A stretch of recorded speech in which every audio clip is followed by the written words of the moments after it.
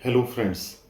Today ये जो मेरी वीडियो है ये है टोटल काउंसलिंग प्रोसेस जो कि गवर्नमेंट सीट्स है, एमडी और MS, DNB, deemed, diploma, non clinical and जो all India open private college है।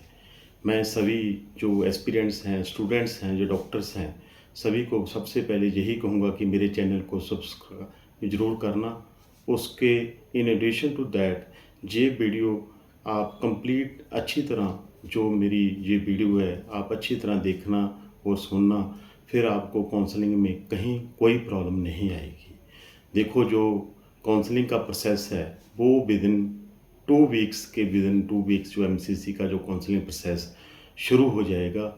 उससे पहले सबसे पहले हम जो गवर्नमेंट सीट्स हैं एमडी और एमएस की, जैसे ऑल इंडिया कोटा में 50% सीट्स ऑल इंडिया कोटा में है और 50% जो सीट्स है वो स्टेट्स में है, ये सभी जानते हैं।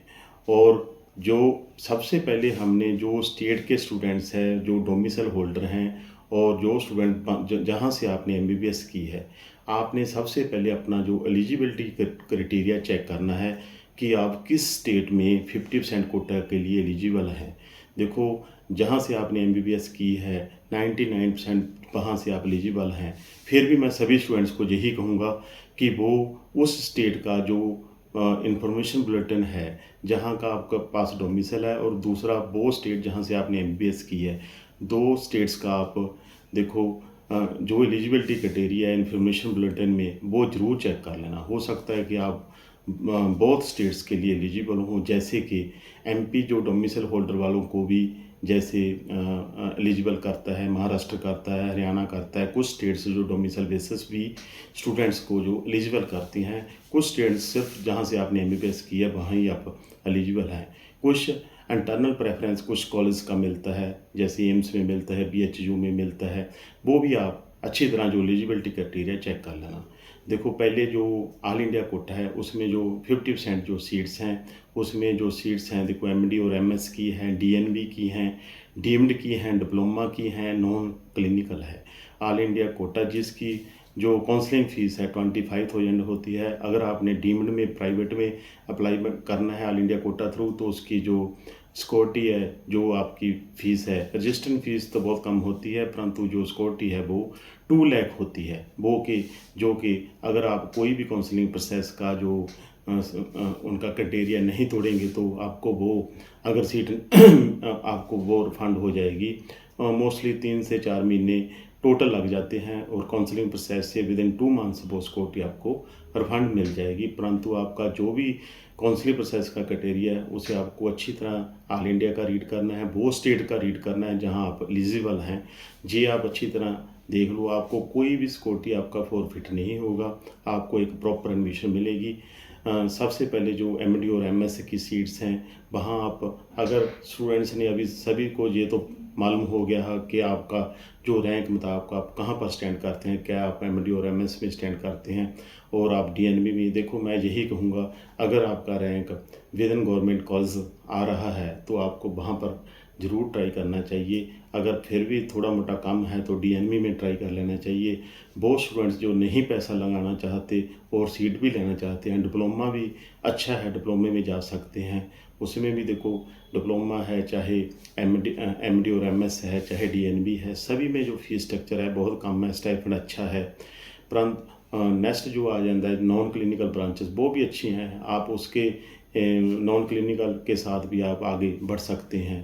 परंतु अगर कल एमबीबीएस की कोई वैल्यू नहीं है, इसलिए आपको चाहे कोई भी एमडी हो अगर करते हैं तो उसकी हर की एक वैल्यू है। जो मैं यही कहूँगा, जो काउंसलिंग प्रोसेस का जो अभी तक क्राइटेरिया रहा है यही रहा है कि फ़र्स्ट काउंसलिंग जो होती है फ्री एग्जिस्ट होती है, सेकंड जो होती है उसमें कंपलसरी ज्वाइनिंग होता है, और थर्ड में आप अपग्रेडेशन ले सकते हैं। और जो फोर्थ राउंड वैकेंसी राउंड होता है उसमें वही स्टूडेंट जा सकते हैं जिन्हें फर्स्ट 3 राउंड में कोई सीट नहीं मिली, चाहे वो स्टेट हो चाहे ऑल इंडिया हो। और जो ये काउंसलिंग एमसीसी का जो प्रोसेस है, इसमें मैंने एक वीडियो भी डाली लास्ट डे भी, ये स्टेट टू स्टेट वेरी करता है। जो ऑल इंडिया का जो काउंसलिंग प्रोसेस का सिस्टम होगा वो डिफरेंट होगा, कुछ स्टेट्स उसे पूरी तरह फॉलो करते हैं, कुछ उसमें कुछ चेंजेस करती हैं। और जो ऑल इंडिया की काउंसलिंग प्रोसेस है वो काफ़ी टफ है, क्योंकि आपने सभी स्टेट्स में कॉलेज फिल करने हैं। जो आपका स्टेट है वहाँ तो आपको मालूम है कि आप देखो कि ये कॉलेज की क्या पोजीशन है, ओपीडी कैसा है, जैसे आपको सभी को अपने अपने स्टेट के बारे में पता होता है। और जो स्टेट में आप एलिजिबल होंगे वहाँ का आपको जो सेमी गवर्नमेंट गवर्नमेंट जो प्राइवेट में है वो भी कोटा मिलेगा, वो भी आपके लिए एक अच्छी बात है।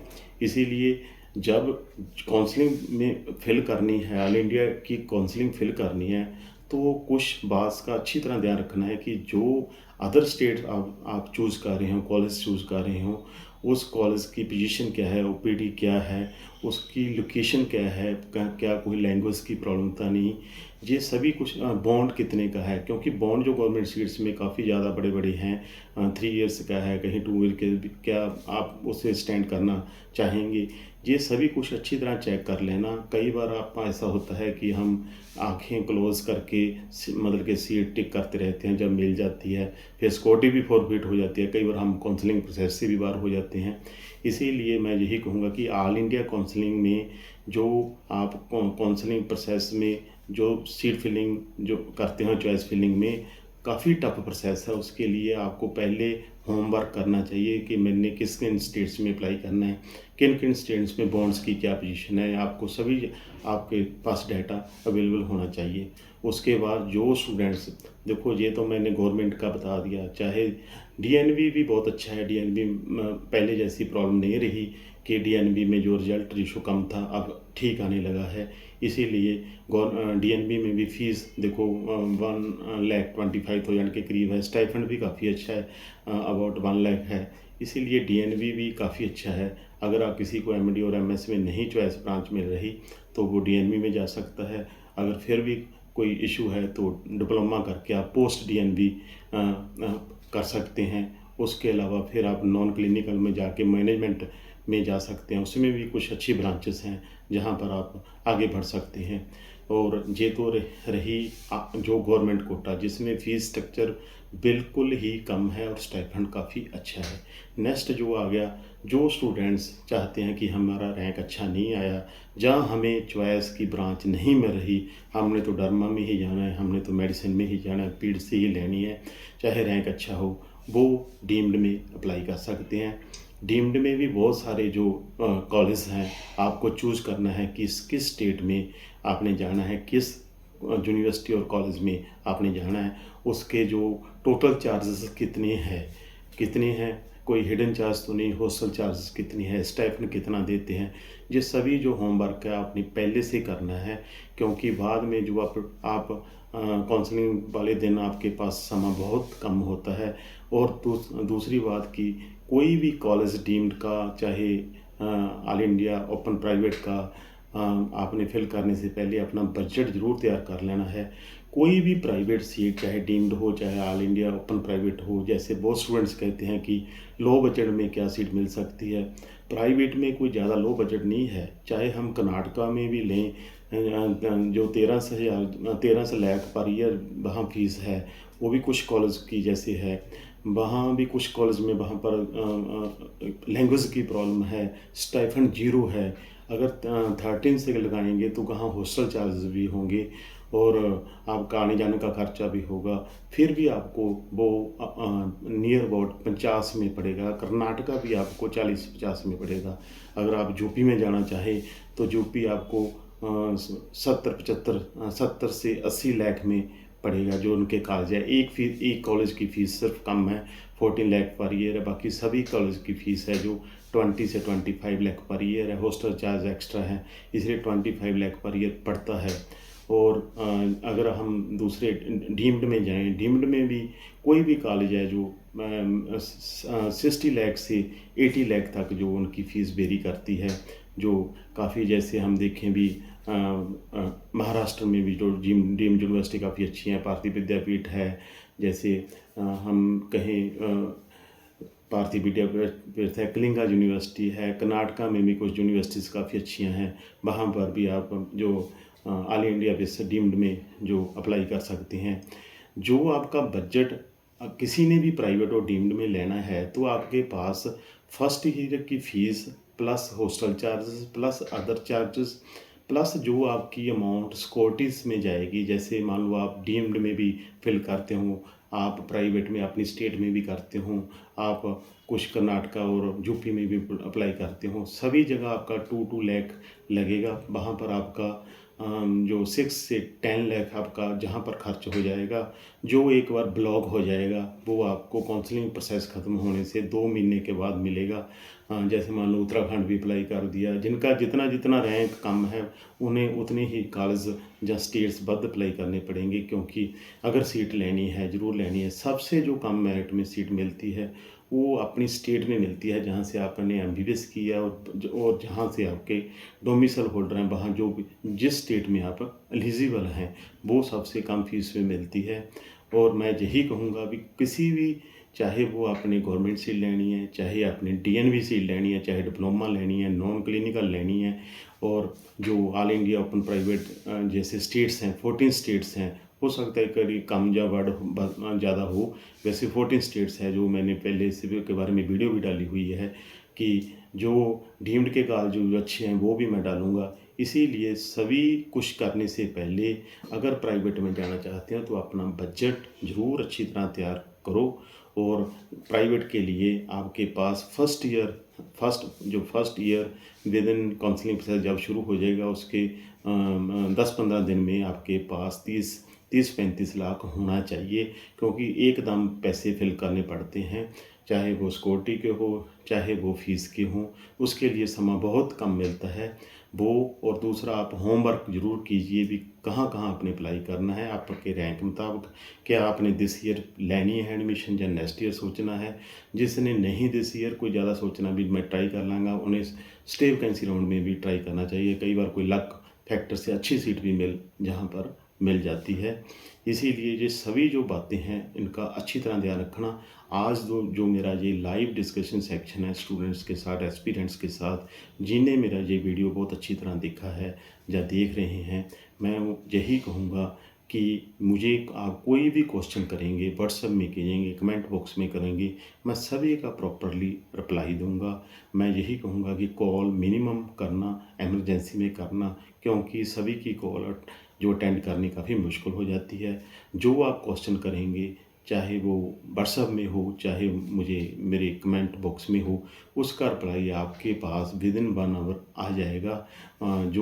जो आपके पास कोई रिप्लाई आएगा वो सुबह 9 AM से जो रात को है वो 10 PM तक, मैं सभी जो 10-10:30 तक मैं सभी का रिप्लाई देता हूँ।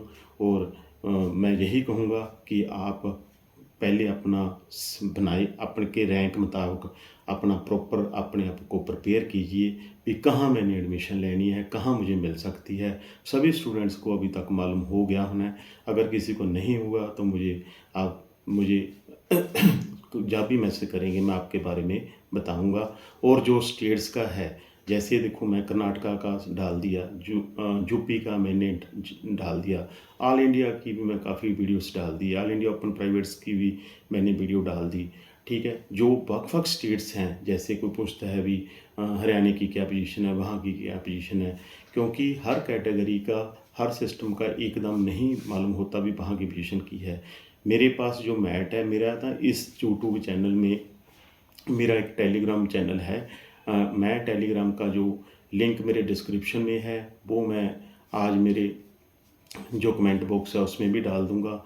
उसमें आप सभी, मैं यही कहूँगा कि जो टेलीग्राम चैनल है मेरा उसमें आप ज्वाइन कीजिए। उसमें मैं सभी स्टेट्स की जो मैट है फर्स्ट राउंड की, जो स्टेट के स्टूडेंट्स का मुझे रिएक्शन आता है, सभी की 1 बाय 1 1-2 दिन में सभी की डाल दूँ।